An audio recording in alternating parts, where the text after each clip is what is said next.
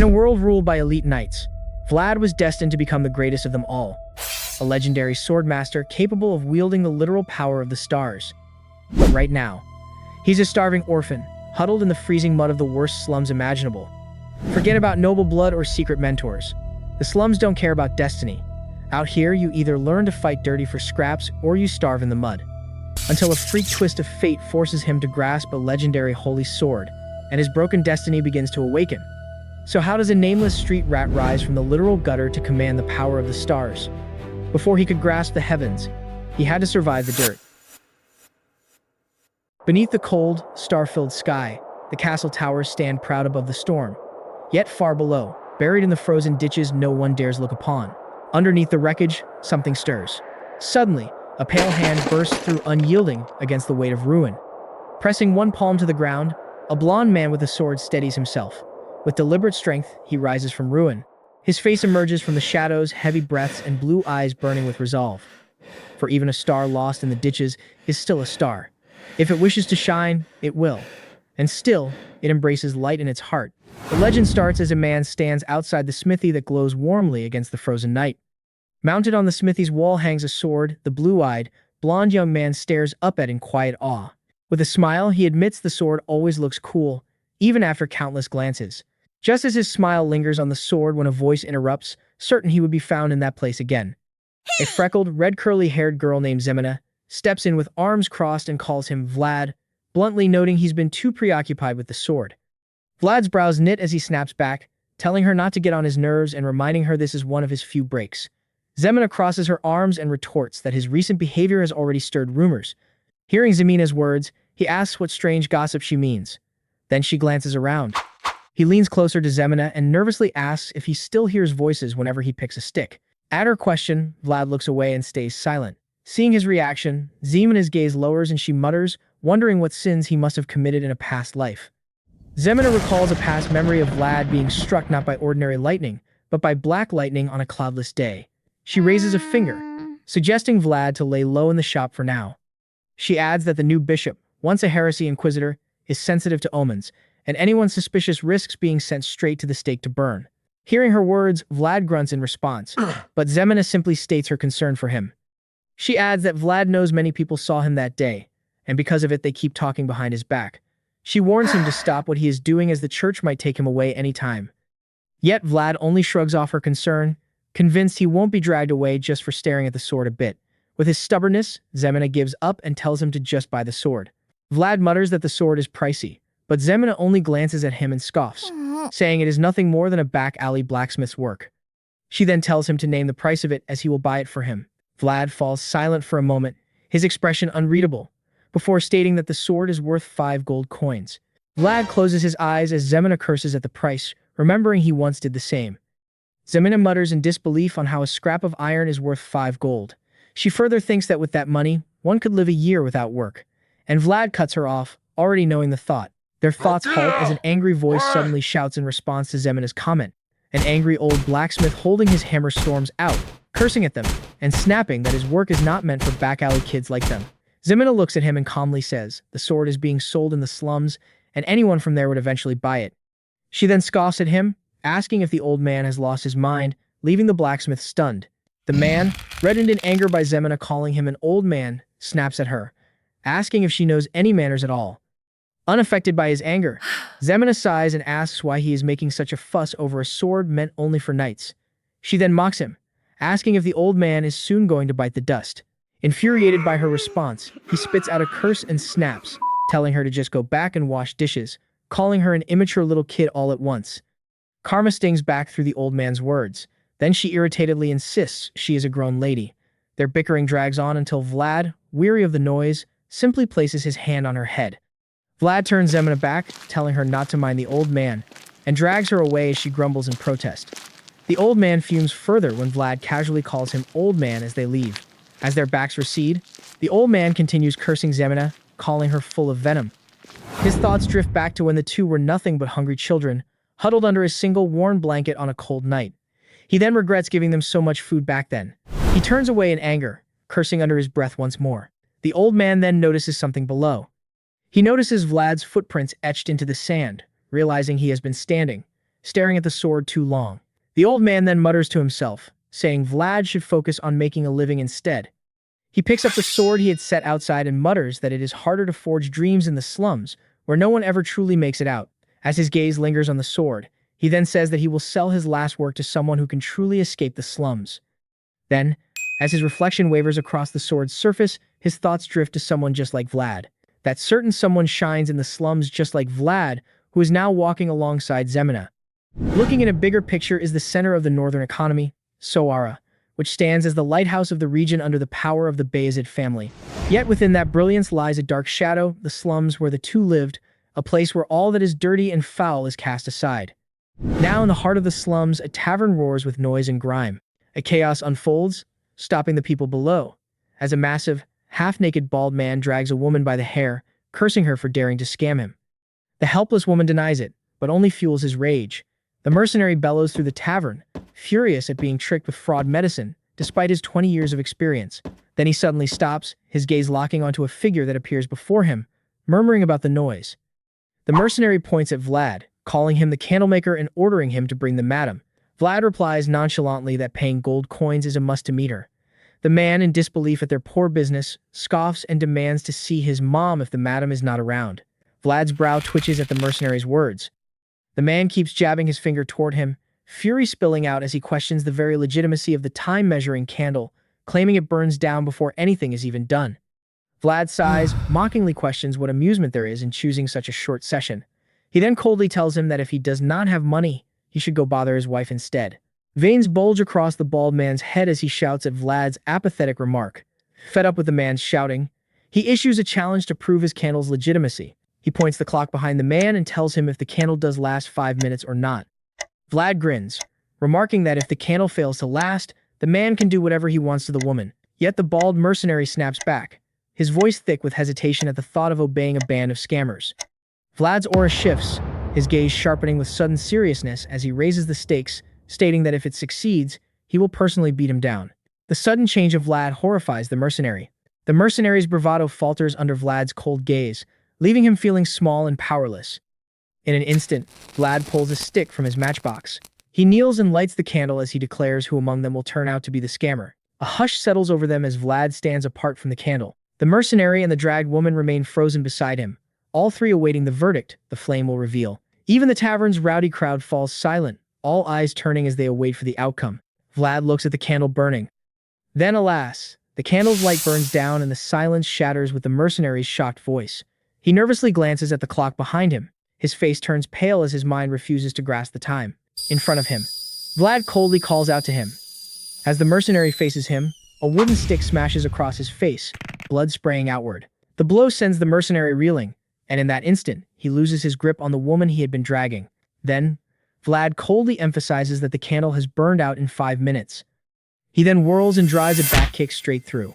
The kick slams into the mercenary's back with brutal force, driving him forward into a vacant room. The mercenary's body crashes flat against the wooden floor. As the man rises, clutching his shattered face, Vlad silently closes the door behind them.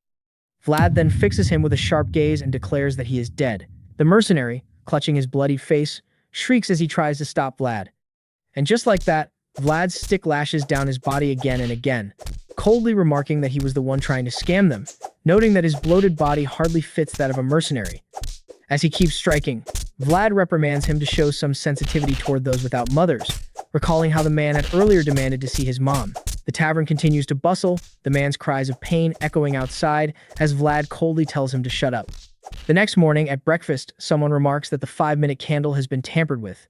Vlad's gaze hardens as he explains the gravity of the situation, but besides him, a bearded man named Jorge, savoring his food, only listens casually by Vlad's warnings. Suddenly, a furious woman shouts as she demands who dares to tamper with their candles. Vlad's gaze sharpens, stressing that the matter must be investigated. The woman folds her arms and orders Vlad to find the culprit, and he furrows his brow, asking how he is supposed to track someone like that, but then she cuts him off with a shout, claiming she has already found the mastermind. Vlad's eyes widen in shock as he asks who it is. Then Marcella, the beautiful Madam of Rose's Smiles Tavern, reveals with a sly smile that it was all her prank and act meant to scam drunkards and squeeze more money from them. Vlad falls silent as he watches the madam beam with satisfaction, pleased with the success of her scheme. Vlad walks down the stairs, letting out a tired breath. It hits him that he roughed up the man for nothing. Then he shrugs it off, knowing he's just an employee and can't do much about it anyway. Suddenly, at the bottom of the stairs, Vlad stops as a man against the wall tells him he's proud of what he did yesterday. He then sees a band of thug-looking men grinning nearby as the man keeps praising him for what he did while he was gone. The man then wraps an arm around Vlad's shoulders and asks him to give them the tip money Vlad received yesterday from candle selling, saying they're strapped for some cash. Vlad scowls as he asks Burly what he is really trying to pull. Burly then drops his arm off Vlad's shoulders. With a teasing grin, he tells Vlad not to look so scary. He adds that he's not just asking for the money, but offering a fair trade instead, catching Vlad's attention. Burly smiles devilishly and tells Vlad he'll give him something in return if Vlad does the same. He then introduces someone, calling him a stupid, unskilled pickpocket. Burly smirks as he drags the young boy forward by his hair, his face bruised and beaten, then shoves him toward Vlad, saying he recognizes that face. Burly then lays out his condition 40 silvers for the kid, framing it as a fair deal. Silent anger builds in Vlad as he demands to know about the kid's fingers and ankles. Burly then says he only beat the kid a little, just to teach him some lessons, but insists the boy is perfectly fine. Vlad falls silent, thinking deeply about their situation. In the end, he tosses his coin pouch as Burly mockingly exclaims how he can always rely on him. Vlad's voice cuts cold as he tells Burly to kill those who pickpockets next time instead of dragging him and making the boy's face go pale with shock. Then the thugs chuckle on their way out, declaring they're gang members, not killers. But Vlad mutters they're just swindling their own family co-worker. As they went out, Burly snickers, insisting he's proved his point of Vlad having a soft spot for vagrant kids. Vlad then looks at the boy, suppressing his anger, and calls him Ned. Ned stammers, his voice trembling as he mutters an apology and that he tried to stay out of trouble. Still glaring at Ned, Vlad asks if he has any broken bones, and the boy awkwardly answers he doesn't. Confirming nothing else, Vlad jerks his thumb outward and tells him to leave before he himself breaks his bones. The boy moves and glances back as he offers his thanks to Vlad.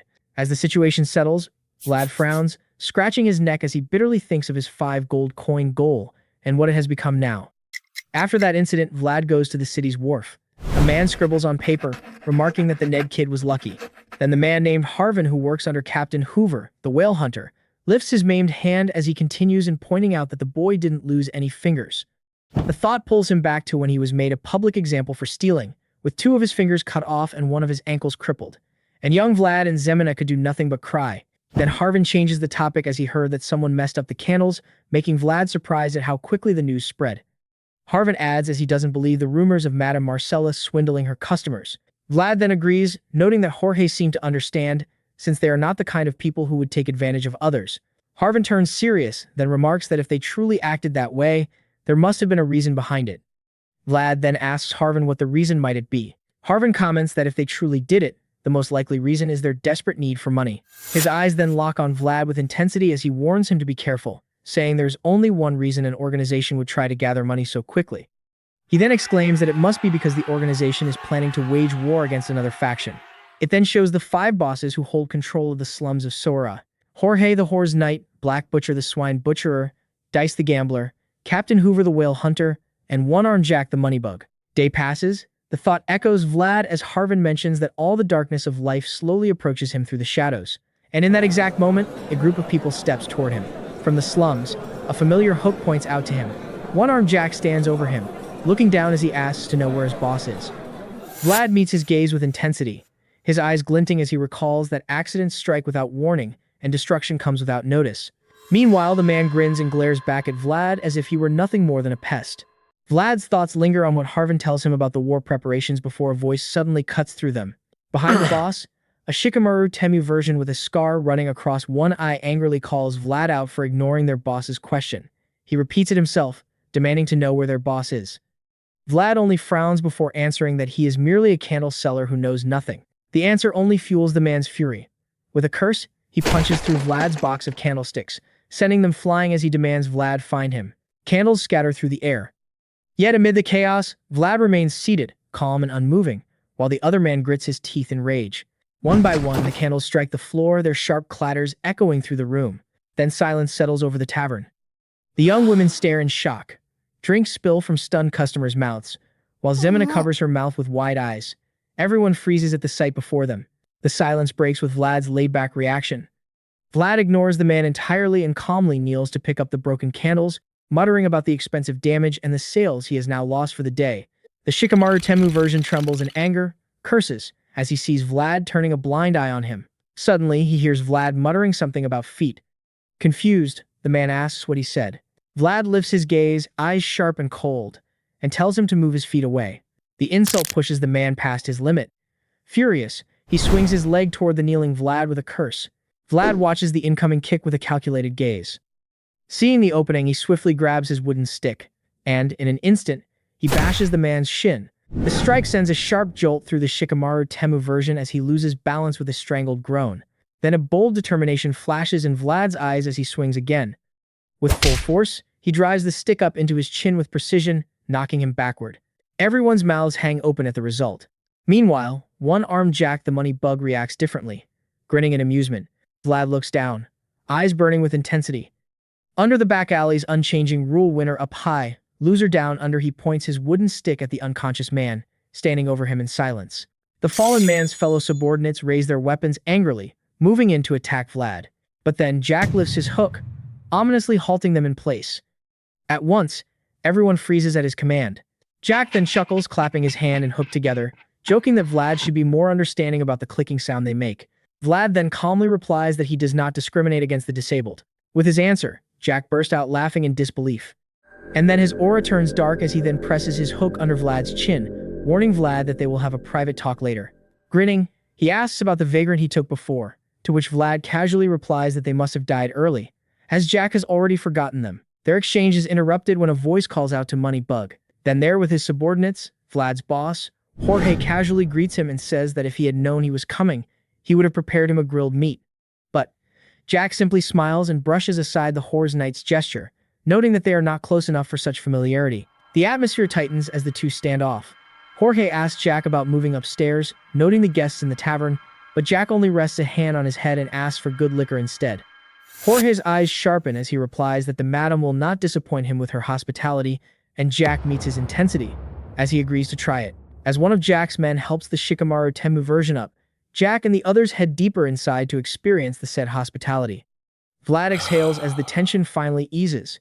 He mutters that he nearly died back there. Minutes later, Vlad's eyes drift to the scattered candles he had gathered, frustration rising as he wonders how many have shattered. Then he tilts his head at the mention of a rising star near him. Turning, he sees Jack approaching and says to him that Jorge spoke highly of him while he casually praises his judgment of character. As he draws closer, he adds that if Vlad ever grows tired of the smell of burning candles, he should work for him instead. Vlad replies without much concern that he does not mind working under Jorge, since he provides food, shelter, and pay. Jack laughs like there is no tomorrow, saying he can offer the same. Jack tosses him a gold coin as he says it is his payment for the damaged candles earlier. Vlad catches it, surprised only to realize the value far exceeds the cost of all the broken candles combined. Jack then casually remarks that he can give Vlad as many gold coins as he wants if he works for him, proudly invoking his nickname, Moneybug. After that, he raises his hook, calls for Jorge, and declares the booze excellent before leading his men out of the tavern. Vlad watches them leave, thinking everything ended smoothly as he sees Jack leaving out satisfied. Above him, Zemina calls out to him and points her thumb behind her, saying the boss is looking for him. Inside, Vlad sits beside Jorge at the counter with Marcella, while the others watch in silence. Vlad gazes in bewilderment, frozen by what is presented before him. In front of him is a knife.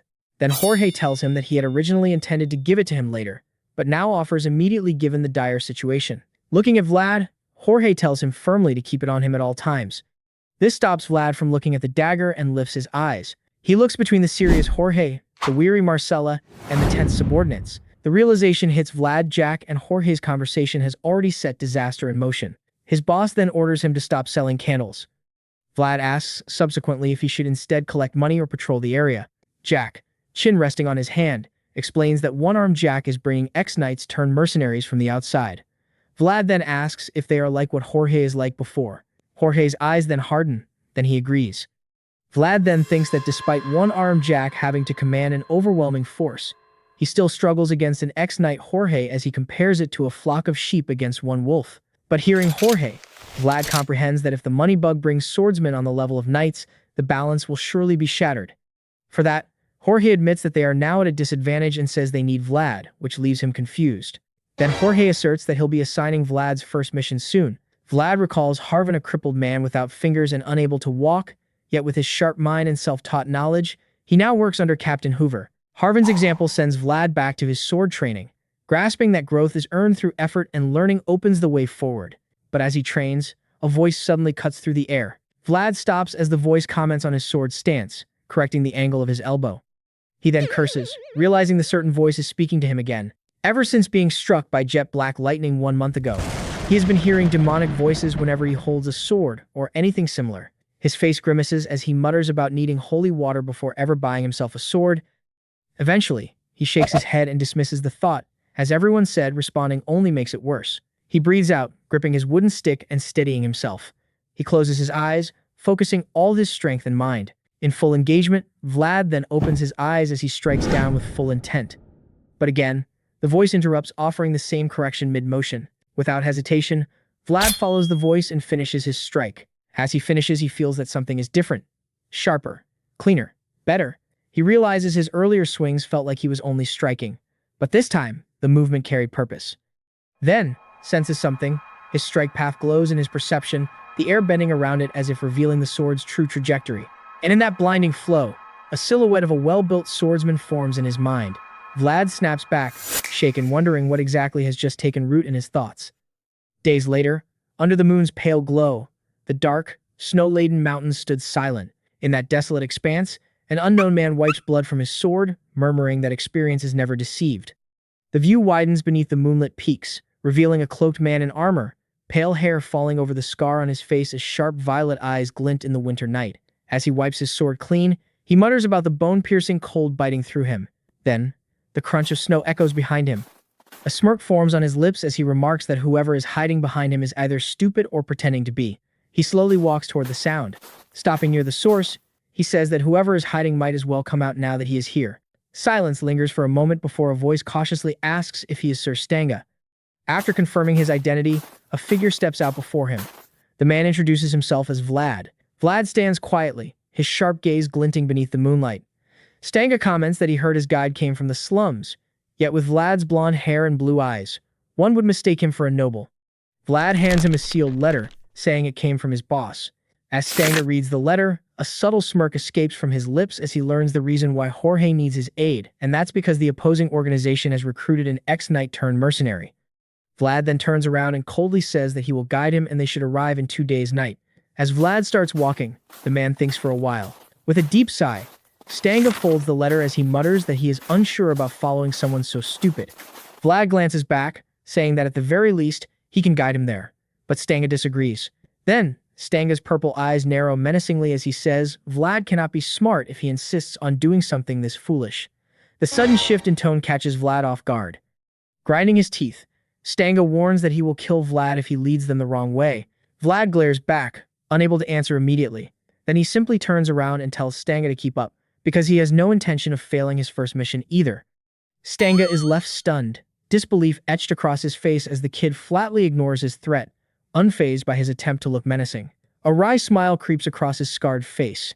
Perhaps, he thinks, this stubborn grit is exactly why Jorge likes him. Watching Vlad's back, Stanga concludes that the boy is someone worth honing. In the time that follows, Stanga and Vlad stop in a cave to rest while Vlad starts a bonfire. Vlad glances at Stanga.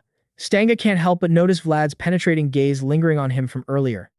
Stanga's brows furrow as he presses Vlad, asking why he keeps staring and if it's his first time seeing a retired knight. Vlad then admits that it is his first time seeing up close, which prompts Stanga to sneer if he's some country bumpkin. Vlad instead asks where Stanga is from, and he straightly replies Dikia. Hearing that, Vlad teasingly sighs, calling it a rural place, which offends Stanga. With no other rebuttal, Stanga adjusts his swords and repeats his warning that if Vlad leads them astray, he will cut him in half. Vlad remains unfazed, calmly taking food and telling him not to say such scary things, and adds that jokes made by knights are still dangerous. Stanga lets the matter drop as he notices him holding beef jerky. His mood lightens, and he asks for his share. Vlad then bluntly says Jorge didn't pack extras and asks if Stanga has anything to eat. Unfortunately, Stanga just raises his few scraps of meat and awkwardly admits he has some. Vlad then places his beef jerky skewer over the fire to cook, and the smell soon fills the cave. On the other hand, Stanga, unable to hide his reaction, curses under his breath at how good it smells as his mouth waters. Unable to resist the jerky's aroma, Stanga tries to catch Vlad's attention by asking if there is anything he wants to ask about him, leaving Vlad confused by the sudden question. Stanga raises a hand with smug pride, offering to answer one question for a piece of jerky, boasting that such an opportunity does not come often. Vlad pauses mid-bite, considering his offer. He then bluntly asks how much he wants because he can just take some if he asks. Stanga snaps back, saying he still has his pride. Crossing his arms, he explains that knights only receive what is exchanged fairly. This makes Vlad point out that he is already retired, but Stanga begins to insist otherwise until Vlad interrupts, flatly questioning his name. Stanga answers straight away, prompting a smirk from Vlad before he asks another question his age. Stanga replies that he is 42, then immediately calls Vlad a brat for bombarding him with questions without giving him the food. Unbothered, Vlad instead asks if he can use aura. This causes Stanga to remark how innocent he seems outside. He then explains that not all knights can wield aura, and using it in real combat is something else entirely. Still unsatisfied, Vlad presses him again. Stanga chuckles, weighing his answer carefully. Then, Vlad suddenly frees his eyes, widening as Stanga finally responds. With renewed interest, Vlad silently offers all his cooked beef jerky skewers. The two lock eyes, subsequently, a wordless exchange passing between them. After that, Stanga faintly smiles and says a knight only takes what he is given in return. Slowly, he loosens his sword from its sheath, adding that while he does not always do this, he will, since he has been eating nothing but jerky for days. Vlad's eyes widen as he realizes he is about to witness Stanga's aura. Stanga stands firm, gripping his sword tightly as it rises like a silent vow. His right eye sharpens as he closes the left scarred eye. This makes Vlad question the reason behind it. As his stillness settles as the water mirrors his form, Stanga then tells him that he must draw out the world buried deep within his soul. Then blue light surges from his scarred left eye, as he tells Vlad to watch closely. Blue light unfurls along Stanga's blade, spilling outward as he unveils to the boy the very essence of knights. In the same breath, a burst of blue ignites within his eye, Stanga's lesson taking shape, the essence of knighthood manifesting in raw form. Beholding the scenery, Vlad instinctively raises his arm to shield himself from the overwhelming radiance surging from him. Then Stanga's sword reaches its peak brilliance, its aura pouring across the night sky as the blade itself becomes the axis of power. After their brief rest and Stanga's aura presentation, they finally reach their destination. As they successfully went inside, Stanga plants his hands on his hips as he complains that he feels like a hobo. Vlad then replies that it's better to be a bit dirty than to be seen as a full-armored knight inside the area. Stanga grimaces, clarifying that he isn't referring to his appearance but to his disposition. He then questions Vlad about the need to pass through a hole, an indignity that has stung his pride as a knight. Vlad glances at him, explaining that he was ordered to escort the knight in secret. He then adds that he'll prepare Stanga a bath upon arrival, earning only a reluctant murmur of defeat. Their bickering fades as they continue toward the meeting place. Noticing the eerie atmosphere, Stanga remarks that the silence unsettles him, to which Vlad replies it is simply that time of the night. As they look ahead, both come to a stop, sensing something unusual. Stanga's brow furrows, his voice serious as he asks if the place is usually like this. Vlad, tense, answers that it isn't. In front of them lies a grim sight of dead bodies scattered across the ground, the aftermath of a clash that must have erupted only moments before. Vlad suggests they split, offering Stanga the hidden back door known only to the organization. Stanga then asks what Vlad intends to do. Vlad replies that he'll go through the main gate to split the enemy's attention. As he starts moving, he tells Stanga they'll meet again later. Later on, Vlad is greeted at his arrival by a blood-soaked tavern. He then steps inside, breathing heavily from both the run and his growing unease. Then there, the once vibrant tavern now lies thrown into chaos, its furniture splintered and belongings scattered across the floor. In front of him, the anxious Madame Marcella tends to Jorge as he, through clenched teeth, tells him that the money bug once struck first and true to form, money handlers prove to be on another level. Looking at Jorge's form, Vlad then asks about his condition. Jorge tells Vlad he ended up looking like this because it's been ages since he locked horns with someone on the level of a knight. Setting aside the talk of his wounds, Jorge directly asks Vlad if he managed to bring him inside. Vlad confirms he sent the knight through the back door, with the main gate watched, and states he should arrive any moment. Hearing the news, Jorge resolves to retaliate against Moneybug, declaring that this time, he will end things for good. He then asks after Stanga's condition, expecting that he is still alright. Vlad affirms that he is fine and even remarks that he seems like a good person. Hearing Vlad's remark, Jorge comments that Stanga has a hearty side, to which Vlad replies that the man is quite nimble. Jorge then asks if the knight has lost weight, noting that to live long, one must take care of oneself. Vlad smiles as he confirms it, and proudly reveals, Stanga can wield aura, declaring tomorrow will be their day. Jorge's cheerful tone vanishes, his eyes widening in shock at Vlad's words. Vlad then smiles as he notices the person's presence they were discussing has already arrived. Each step draws nearer, the wood groaning louder beneath the weight. Jorge presses again, asking if the knight truly used an aura, but Vlad, confused, affirms that he saw it himself. At that, Jorge quickly draws his sword and orders Vlad to get behind him. He then reveals the truth that the real Stanga does not know how to use aura. The revelation strikes Vlad cold as the door creaks open. The man impersonating Stanga steps inside, his cloak and drawn sword soaked in blood. The two tense up as the man speaks calmly, saying someone has traveled quite far. In that ominous moment, his gaze locks onto Jorge as he adds that it has been a long time. Beforehand, it reveals that before Vlad meets him, the blood the stranger wipes from his blade is no beast's. He glances behind him, and there, a bloodied hand and sword come into view. A corpse lies cold upon the snow. The fool he mocks is none other than the real Stanga. Back in the present, Vlad stands behind Jorge, who remains stiff with tension, one hand firmly gripping his sword while facing the man wearing Stanga's face. The man grins lazily, amused as he remarks that Jorge has changed quite a lot since the old days. Yet Jorge wastes no time and immediately demands why he has come looking for him now of all times. The fraud then casually drops the news that Count Gaidar has passed away. The words hit Jorge like steel to the gut. Meanwhile, the man simply pours himself another drink, unbothered, before continuing that the death has not yet been announced due to certain complications within the estate. Still, he says it is only a matter of time before the whole realm learns of it. As the silence thickens, the man studies Jorge's reaction closely, his gaze sharpening for a brief moment beneath that relaxed expression. Then, slowly, he lifts his cup, and with a face utterly devoid of grief, the man offers a cheer to the pitiful Count Gaidar. Jorge grits his teeth, fury blazing openly in his eyes now. Then, with all restraint gone, he raises his sword and charges straight at the man. The reflection of Jorge's furious charge gleams on the man's cup, yet he remains calm, speaking as if they were sharing drinks in an inn rather than standing on the edge of bloodshed. And in the next instant, Jorge's blade crashes down with monstrous force. Vlad, Marcella, and even Jorge himself widen their eyes in shock as the cup in the man's hand cleanly splits in half. Then silence falls over the room as broken wood fragments clatter across the floor, while the man's cloak sweeps through the air. Behind Jorge, whose mouth hangs open in disbelief, the man stands calmly untouched. As if nothing had happened, he calmly offers a toast to the new Count Gaidar Sigmund. Only then does Jorge finally roar in fury, calling out the man's true name. Godin as rage overtakes him, and he turns to strike again.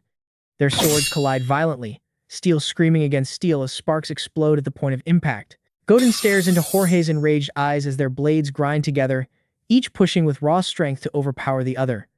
Then, Godin repeats the first order given to him by Count Sigmund himself to bring back the deserter knight, Jorge, immediately. Jorge roars back without hesitation, refusing to ever acknowledge Sigmund as his lord. Still locking blades, Godin calmly tells him that the new lord never expected obedience from him in the first place. Then his purple eyes glow beneath the dim light, a faint smile creeping across his face as he says the new lord does not even expect Jorge's return. Bottles and wooden debris fly as their fight escalates. Their blades separate as both step back, resetting their stances for another strike. The tavern trembles under the violence of their sword clash. Vlad quickly shields Madame Marcella, leading her outside while shouting about the danger of the two knights fighting within. They reach the doorway, leaving Jorge locked in battle with Godin. At the bottom floor, Burley and the others look up, shouting in confusion and asking what is happening above. Seeing them, Vlad grips the banister, shouting Burley to bring reinforcements as he tries to explain. But before he can finish, Jorge's body is hurled outside, stopping Vlad mid-sentence and shocking Marcella. Jorge falls down as Burley and the others stare in stunned silence. Upstairs, Godin stands amid the ruined room, his purple eyes glowing as he coldly mutters that Jorge is still making the same naive choices as always. Jorge's body slams into the ground, the wooden floor cracking beneath him. Below, Burley and the others erupt in shock, shouting in disbelief. Jorge then coughs in pain with the impact. From the upper edge, Godin watches as Jorge slowly tries to rise through the agony. His purple eyes glow menacingly. At that moment, a dagger flies toward him. Godin notices instantly and deflects it with his sword. He turns his gaze to Vlad, who threw the dagger given by Jorge. Vlad stares back, tense but unwavering, as Godin observes him with unreadable eyes. Then, without a word, Godin dismisses him and leaps toward Jorge. This makes Vlad immediately shouts for Jorge to move. Still reeling from Godin's strike and Moneybug's earlier attack, Jorge can barely move, clutching the ground as his body refuses to obey. Godin launches another strike. Jorge, still racked with pain, barely evades as the blade smashes into the wooden floor. Jorge anchors his palm against the rushing impact. Then, a brief silence follows. Godin tilts his head, asking why Jorge didn't just follow orders back when he was still a knight. And Jorge replies that he is human and refuses to obey filthy orders. With Jorge's answer, the air surrounding Godin turns heavy. He counters, stating Jorge is wrong, reminding him that he was a knight who needed to follow every orders. Jorge grits his teeth in defiance. Then, Burley and the others move in beside him, swords drawn for reinforcement. But Godin only watches the gathered men, his gaze steady and not a flicker of fear in his eyes. With calm finality, he remarks that the night has been stretched far too long. He closes his eyes. Then, faint blue light begins to rise around him as he tells them he wants to rest now. Vlad rushes down from above, eyes wide in horror as he sees the technique he once witnessed in the cave. At that moment, Godin releases his sword aura burning brightly. Sensing the overwhelming danger, Vlad stammers, trying to reach them. Godin's eyes open, glowing with blue light, as Vlad screams in desperation for him to stop. In that instant, steel flashes. Darkness swallows everyone as they are cut down. Unable to comprehend the blinding speed of the sword's blade, the blade reaches Jorge as well. Everything seems to move in slow motion, as the knight and the former knight's eyes fixed as the conclusion looms. From Godin's blade, slashes erupt as the tavern glows in merciless silence. The blade's aura surges, each impact pressing against him, making the air itself driving him backward. Then an explosion of blue aura bursts outward the tavern. Silence returns as the tavern is reduced to ruins. Vlad collapses to his knees, breath ragged, fog curling around him in the aftermath. Debris surrounds him as he mutters in shock at what just happened in a blink. Then before him lies his fallen comrades bloodied and lifeless. His body shakes, rage and fear rising as the aura's outcome sinks in. Then he sees a figure standing, a silent and motionless Jorge, and as Vlad tries to call out, suddenly he freezes, seeing blood dripping from Jorge onto the wooden floor. His glowing blue eyes gape in disbelief. Then a memory flickers of him and Jorge at their usual tavern seat, the one who first offered his hand to a back alley outcast, the first to acknowledge him, and the strongest he ever knew. As the blue moonlight quietly approaches, Godin stands holding Jorge's severed head by the hair. Vlad stares at the sight, the breaking point of his world. Vlad stares at the severed head of the man he once looked up to. The sight that brutally shatters his world into pieces. Blinded by rage, he grabs Jorge's sword. He charges. Blinded and consumed by rage, Vlad seizes Jorge's sword and charges Godin. A voice from the blade warns him to stop, but he ignores it. As he strikes, Godin easily evades. Yet his eyes narrow, puzzled at how a gutter kid knows the sword path. Amusement lingers in Godin's gaze, the kid a puzzle. But Vlad in madness continues his assault, cursing him to die. Then an impact hits him as he twists his body naturally. Godin's kick crashes into Vlad's abdomen, sending him flying backward. His grip loosens as his boss sword is slipping away from his hands. Then Godin lands, cloak settling, observing him. Subsequently, he notices something: Vlad's instinctive movement deflecting part of the strike. The impact forces Vlad to his knees as he clutches his gut, barely holding himself together while a voice urges him to breathe and not lose momentum. Godin considers ending him here but hesitates as it would be a waste even though he knows that Vlad will come and fight him with a sharper sword. A memory resurfaces of him kneeling on the ground as the young Jorge tells him that looking out to those with potential has always been his pleasure. A faint smile crosses Godin's face with a bittersweet reminiscence. He calls out to Vlad as he states that a knight only takes a fair price. Still kneeling in pain, Vlad looks up in confusion. At that moment, he throws back the beef jerky, considering it an unfair price, then reveals he is not Stanga, nor 42 years old. Then he raises Jorge's head and states he will take it instead. He coldly claims it as his right, the fitting price of victory. Then Vlad looks at the pale-haired devil in front of him, promising to kill him. Godin does not say any further and turns away. But then, as he walks, he mocks Vlad for not even daring to ask for a second price for the jerky, especially with his current state now. Vlad grits its teeth, realizing his helpless defeat. Then he tries to force himself up as shouts the name of his boss's perpetrator and vows his revenge. Yet, Godin does not look back any further. His silhouette darkens as he exits, holding Jorge's head like some good from the market. Vlad keeps shouting after him, broken, furious, grieving, swearing he will come for him no matter what. After Godin's massacre, two figures walk through the dead silence outside, the only sound being their footsteps against the frozen ground. Zemina supports the injured Vlad as they force themselves away from the tavern ruins. Then the pain from Godin's kick strikes him again. Vlad suddenly stops and drops to one knee, clutching his stomach as agony twists through his body.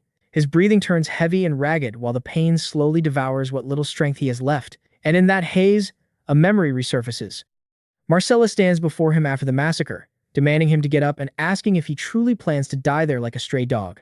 But Vlad, completely out of himself, gives no response. Marcella's expression hardens in frustration as she looks at the child, hollowed by grief.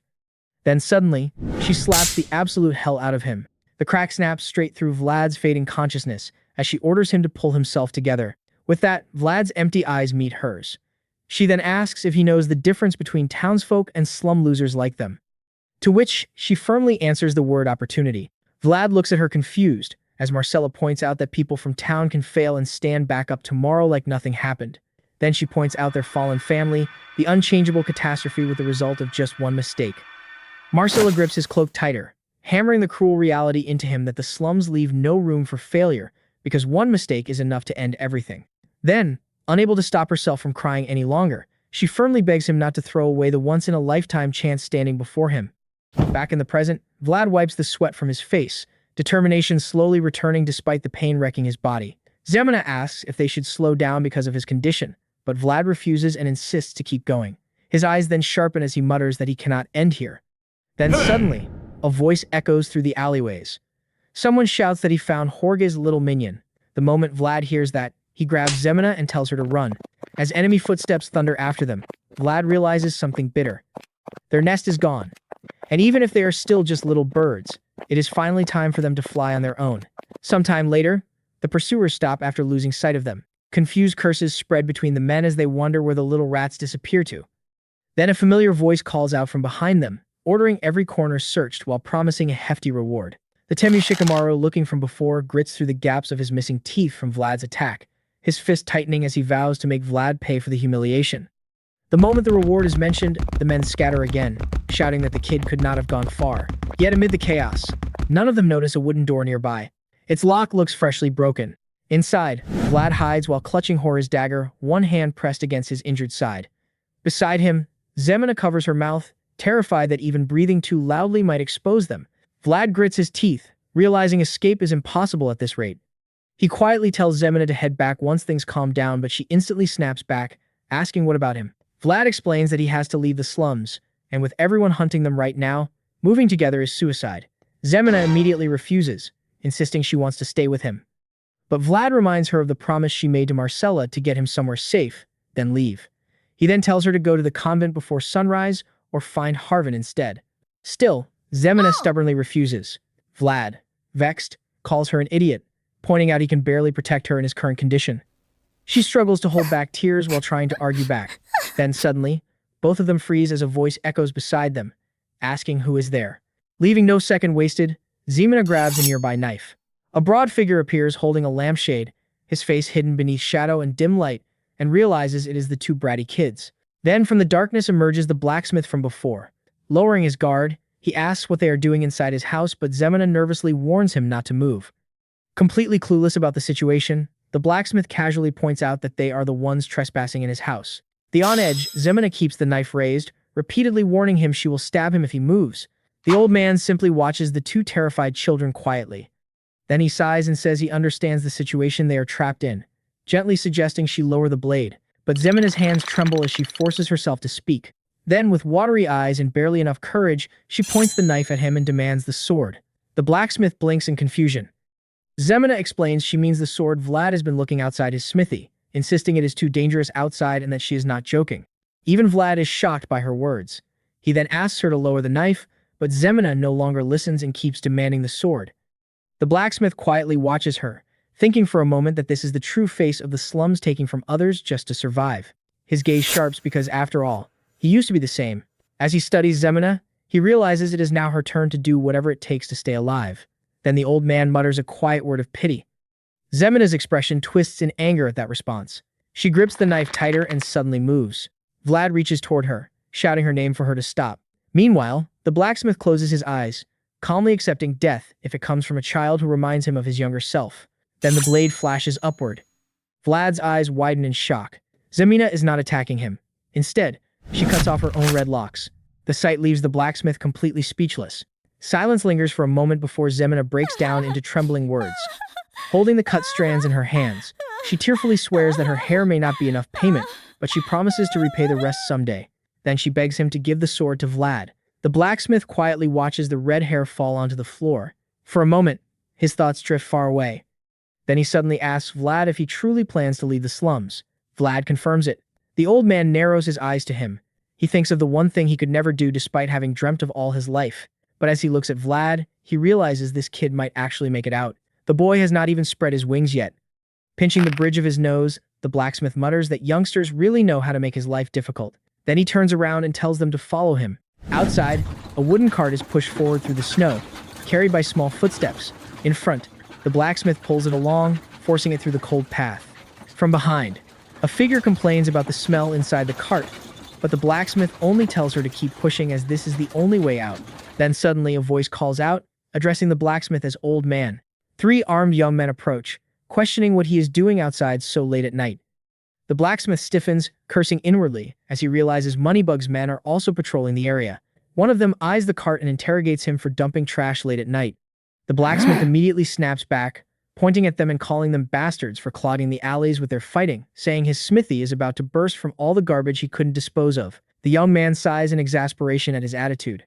But then he notices a small, hooded figure behind the blacksmith and asks who it is, reminding him that he usually works alone. The blacksmith yells that he was too tired to do all the hauling himself and gives the kid some bread to help, even taunting the man if he wants to try working with him instead. The man raises his sword, saying he will ignore the attitude for now, since the blacksmith is the only one in the slums, but he demands to see the kid's face first.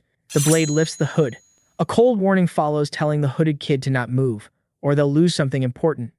In one swift motion, the cloth is sliced upward. The man stares at the revealed face. The blacksmith freezes in panic. And then Zemina's grimacing expression appears as she casually complains that it really is hard to make a living. The man pauses, baffled. Then, satisfied for the moment, he lets them pass.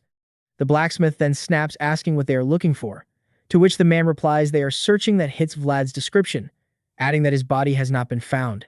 The blacksmith clicks his tongue in annoyance, pretending impatience as he asks if they are done already. But the man says there is still one more check to be certain.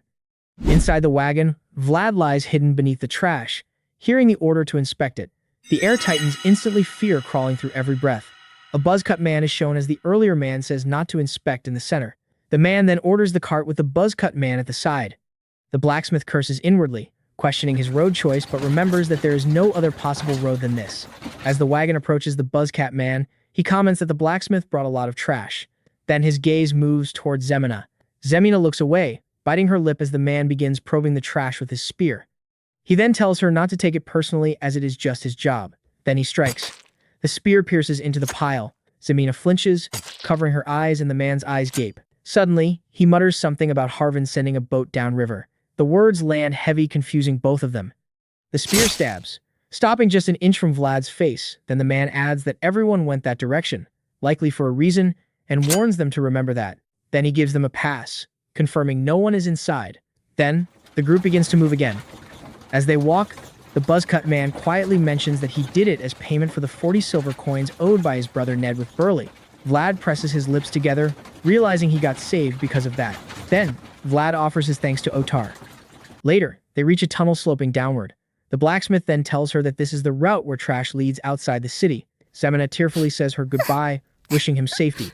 Then, in motion, the cart shifts downward.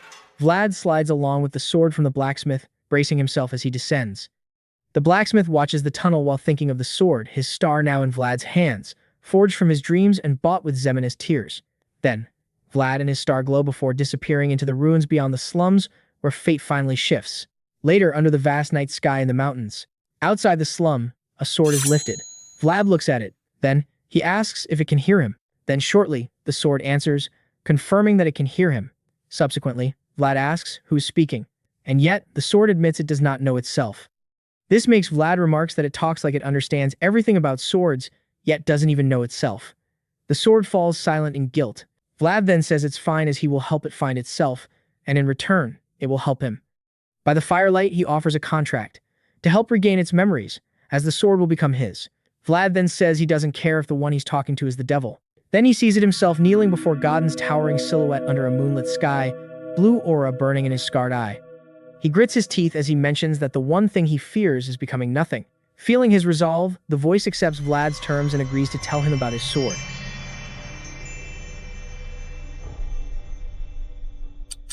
Time skipped.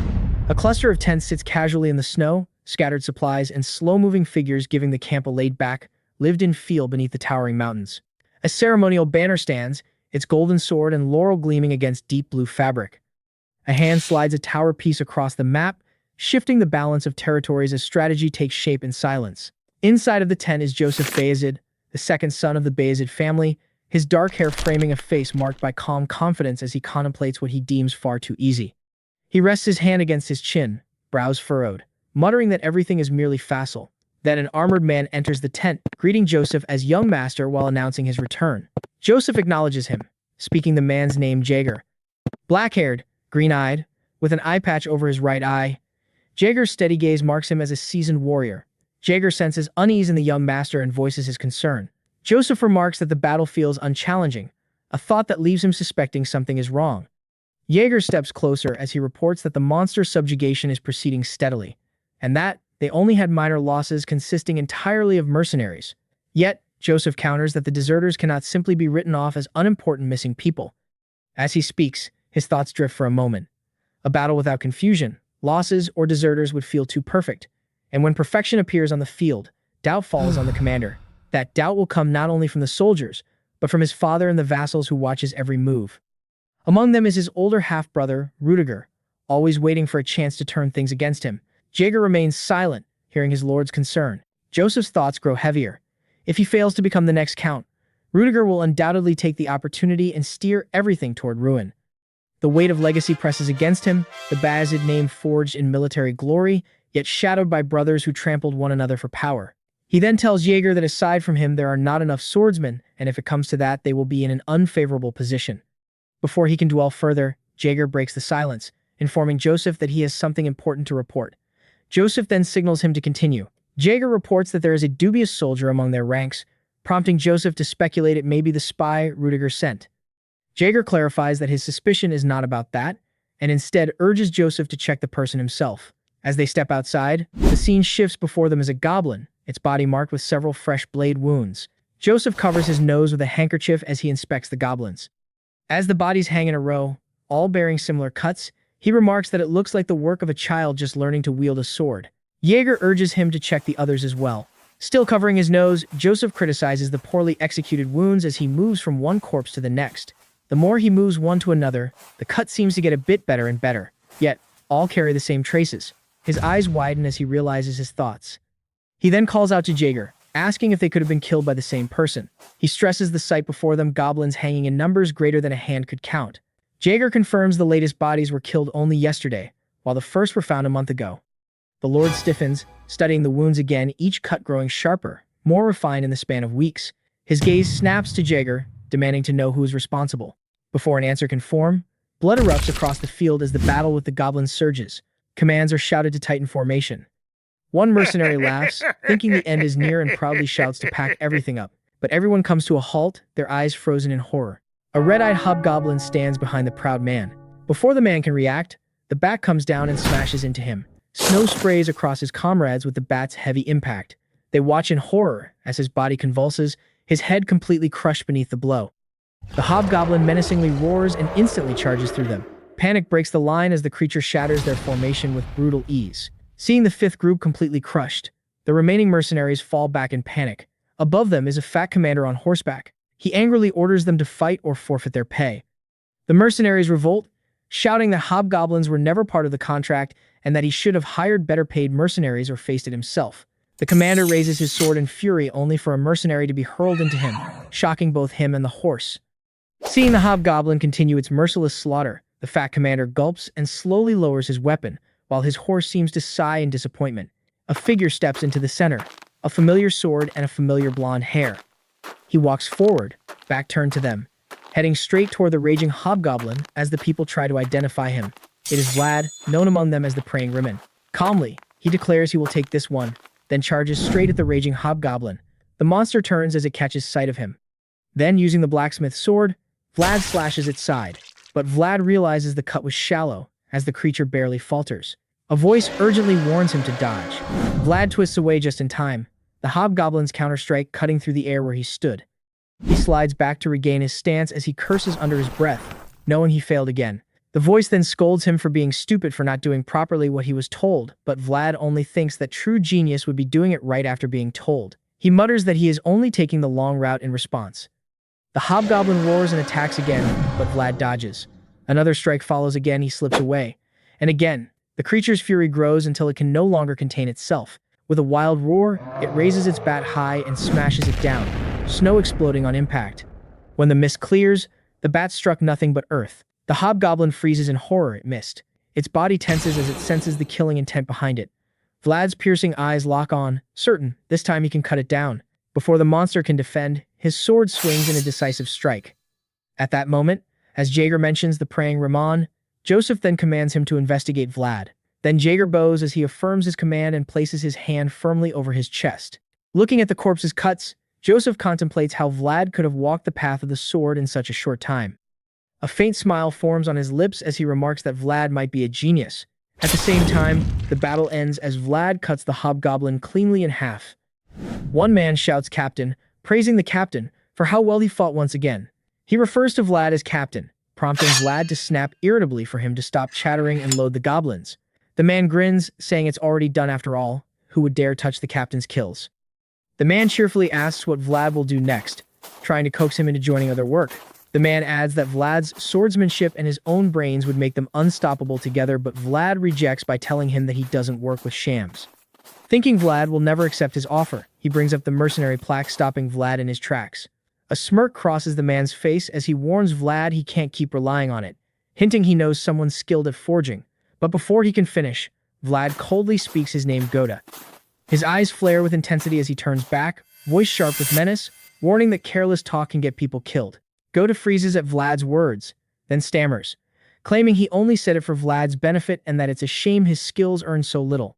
Fed up with Goda's words, Vlad orders him to shut up and return to work, warning that next time, it may be his own head on the line. Goda then fully understands his threat and retreats immediately. Vlad lets out an exasperated sigh as he considers what to do about Goda, who knows of the plaque. With that, he turns and walks away as the others are busy finishing things up. Seeing Vlad, the mercenaries comment that Raman is at it again, noting his consistency of praying. Then, there among the trees, Vlad bows his head, planting his sword into the ground and lowering himself to one knee in solemn resolve. As sunlight breaks through the trees, the mercenaries watch him in awe, murmuring in reverence that only one born of noble blood could carry such bearing. Vlad, however, curses under his breath, annoyed that he couldn't finish the monster in a single strike. He isn't praying at all. Instead, he's speaking with the voice. The voice then calls him a fool, repeating that one hit, one kill only works through the element of surprise. Confused, Vlad asks what it means. The voice attempts to explain sword technique, but its whoosh and wham descriptions only leave him more baffled. In disbelief, reiterate the absurd explanation, which only exhausts Vlad's understanding. Unbeknownst to him, the other mercenaries quietly mimic his stance, believing he is still praying. Back at the camp, the mercenaries finish their tasks and gather around at the tables.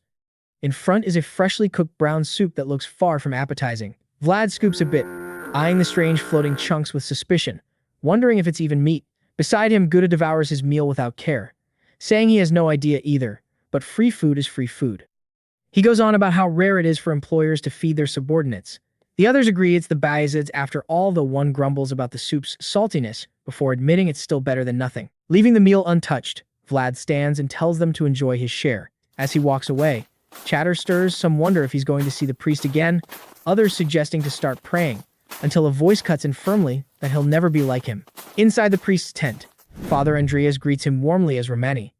Vlad bows respectfully, asking if the priest slept well, which Father Andreas answers that he always does. Father Andreas mentions hearing that Vlad prayed again last night, commenting that it must have been cold outside. Vlad keeps his composure, replying that God's embrace keeps him warm, though inwardly he recalls the absurd lesson of the voice. The priest then chuckles, saying Vlad is more priestly than himself. A young apprentice named Jean then arrives to announce breakfast, and Father Andreas thanks him kindly. At the table, Father Andreas leads Vlad to a chair, insisting he join with them despite Vlad's humble protest. The priest begins the prayer as the others clasp their hands. While reciting it, Father Andreas peeks at Vlad with one eye, inwardly reflecting on the young man's honest faith despite his lowly station. Then he resolves that guiding Vlad is his divine task. When the prayer ends, the priest offers food, Vlad thanks him, overjoyed at the rare wheat bread and proper soup before him, unlike earlier. As he takes his first bite, Father Andreas brings up his swordsmanship. He says he has heard much about it, including from Sir Joseph of Bayezid, and reveals that Sir Jaeger came asking about him 2 days ago. Vlad pauses mid-bite and asks what happened next. Smiling warmly, Father Andreas says that he recommended him. The words stop Vlad completely as Father Andreas continues, saying he looks forward to seeing how Vlad will grow. He explains that the Bayezid family is one of the North's most renowned houses, and that simply serving under them would place Vlad in a far better environment. Hearing that, Vlad quietly gulps, realizing the priest truly believes he has every right to stand to be there. After the meal, Vlad mutters outside that what Father Andreas said could become a problem. In his prayer-like form of talking with the voice, he guesses it's because he stands out too much. The voice counters that they had no choice, as its swordsmanship can only be learned through real combat. The voice then adds that growing too close to the priest may be the greater issue, though Vlad brushes it aside, saying he only approached him to confirm the voice's nature. The voice then asks if he is finally certain it is not an evil entity. Vlad now agrees, explaining that Father Andreas, a bishop with immense divine power, showed no reaction to the voice's presence. Still uneasy, Vlad suggests running away, but the voice argues the Bayezids might overlook his false identity because of his talent. Nervously, Vlad argues that they will eventually discover he killed the real Romani after catching him stealing, leaving him guilty of both murder and identity theft. The voice dryly remarks that Vlad is quite an evil man, prompting Vlad to point out that the voice is guilty too. The voice then says it may still be wiser to flee, since self-defense means little without witnesses. Vlad immediately decides to leave that very night and accept Goda's earlier offer. But the voice suddenly stops him, warning that escape may already be impossible. Confused, Vlad asks why. The answer comes coldly. Someone at least of advanced knight rank is approaching from behind. Vlad instinctively raises his sword, pointing it at the figure. It is Jaeger, the eye-patched knight, who calmly halts with Vlad's reaction, noting the kid's sharp senses. Jaeger then tells Vlad that Sir Joseph wishes to see him. Vlad regrets not arranging to meet Sir Joseph earlier, thinking he'll be ruined if he missteps. Remembering the unshakable face needed in card games, he forces on a poker face and says it is an honor to be summoned. Jaeger then asks if Vlad expected him, to which Vlad answers that Father Andreas mentioned it, though he didn't think it would be so soon. Jaeger finds it interesting that someone so young can speak to him without fear. Without another word, Jaeger turns and orders Vlad to follow. As Vlad stares at his back, he anxiously considers escaping, but the voice immediately warns him that a knight like Jaeger could kill him before he even takes 3 steps. Cursing inwardly, Vlad resigns himself. Soon, the two arrive at the Lord's tent. Inside, Sir Joseph of Bayezid greets him without lifting his eyes from his book, remarking that they finally meet at last. Vlad bows respectfully and answers that it is an honor. Joseph, still reading, asks if his work has inconveniences, and Vlad politely replies that everyone is grateful for his consideration. Joseph then remarks his appearance that made him think he was a fallen noble's son. He then asks if his name is truly Ramon, to which Vlad answers yes without hesitation. At that, Joseph quietly closes his book and says he should have informed him earlier. In the next instant, Jaeger's hand slams across Vlad's face. The tent falls heavy with silence after the strike. Joseph finally looks directly at him and calmly states that he despises liars. Then he speaks Vlad's true name, Vlad of Sora, and in that moment, Vlad's disguise crumbles. Vlad rubs his cheek, realizing Joseph already knew. Joseph then admits, knowing that his mother was unmarried but has no trace of his father. He then asks if Vlad knows who his father is. Vlad snaps back with sarcasm, asking how amusing it is to question the son of an unmarried woman about his father. Hearing him, Jaeger kicks his leg out, forcing him to his knees as pain shoots through him, and then reminds him of his manners, leaving Vlad gritting his teeth. Joseph steps closer, calmly stopping Jaeger, then looks down at Vlad. He then says he knows how Vlad entered the mercenary group and why he fled Sora. In a cold tone, he asks where he learned swordsmanship, but Vlad refuses to answer. Meeting Joseph's gaze with his blue eyes, Joseph notes that those eyes are hiding too much. At that moment, Jaeger raises his sword, ready to strike. Facing death, Vlad bites his lip and finally admits he had a mysterious teacher who vanished. This piques Joseph as Vlad tells him that the man only told him that a lone man's winning secret must never be shared. Joseph studies him in silence, then apologizes for the rough treatment and does not press further. Vlad then anxiously wonders if he believed him. Instead, Joseph then shares that he is in a difficult position, and with that he makes him an offer. Calling him Vlad of Sora, he asks if he wants to rise higher to gain power, freedom, survival, and even knighthood. Vlad stares, dumbfounded. With that, Joseph declares his intent to support him. Afterward, wooden swords clash. Jaeger spars against Vlad, using only one hand with calm control. One of the spectators notes that Vlad is holding on, while the other says that Jaeger is clearly holding back. As the match continues, they wonder if Vlad will become Jaeger's disciple, jealous of his promising future. Strikes land heavily as Jaeger tells him he is an arrogant brat, unworthy to raise his head before Joseph. Vlad struggles to keep up, realizing Jaeger is on another level, too fast to block, too precise to predict. When another strike comes, Vlad attempts a counter, blocking, then slipping under Jaeger's blade. As he frees his sword and swings with full force, his sword is met by Jaeger's blade again. The watching mercenaries are impressed with Vlad's attack. But Jaeger calmly says he should at least be capable of this much. Vlad, exhausted, realizes the strike was likely allowed. Jaeger cuts off Vlad's thoughts by telling him they will spar every morning and evening, shocking Vlad with the prospect of relentless matches. Jaeger then walks away as he ends the morning spar. Watching Jaeger's back, Vlad mutters his indifference, not giving a single piece of advice, when the voice suddenly comments on Jaeger's exceptional skill. The voice continues, saying Jaeger ruthlessly removes Vlad's excess movements, making him learn through every hit. He sulks, clutching his neck, realizing that no matter where he turns, there's no ally. Inside the tent, Joseph asks for the report. Jaeger then replies that Vlad is useful enough to draw Count's attention if he were a noble. Then, Joseph smirks, pleased by his own good judgments, but Jaeger tells Joseph, then points out Vlad's arrogant attitude who doesn't know his place. Joseph simply smiles, noting that Vlad came from the back alleys and that etiquette can be taught with time. Looking at Jaeger, he adds that he has the right man for the task, leaving Jaeger silent. Jaeger then warns that an untrustworthy sword is dangerous, but Joseph replies that Vlad already revealed enough when they first met. Now it is better to see what lies beneath. He recalls Vlad's determination, deciding they want something from each other. With that, Jaeger bows, conceding. Joseph watches Vlad and notes he is not a wolf, yet just a cocky, unreliable youth. Still, he says calmly that there is time to build a cage big enough that the wolf mistakes it for freedom. Outside, Gota shivers in the cold. Knowing that the captain is now serving under Sir Jaeger, he regrets not attaching himself to the eye patch knight earlier. Then he mutters, envious of Vlad for avoiding the expedition in the freezing cold. An armored man suddenly emerges behind Gota as he checks in. An armored man, Sir Roderick, approaches, ordering him to focus. Gota bows quickly. Once Roderick leaves, he mutters about how tightly controlled everything is. Gota watches Sir Roderick leave and mutters that everything is overly strict. Even a needle couldn't slip through, scoffing at how uptight it is. Realizing Roderick will be on patrol for a while, he leans against a tree and decides to rest. Later, half asleep at his post, Gota startles awake as he hears Roderick. Curious, he takes a peek, as hears him talking about a child. He turns and sees Roderick addressing a crazy woman about a child. Gota grips his spear, uneasy, as Roderick stops talking. Gota then anxiously approaches Roderick to see what is happening. Confused, Gota follows and sees Roderick heading deeper away from camp. He stops in his tracks as he notices something eerie. A black shadow looms behind Sir Roderick. And then, chill runs down Gota's spine as he sees the shadow turns into a vengeful spirit opening its mouth toward Roderick.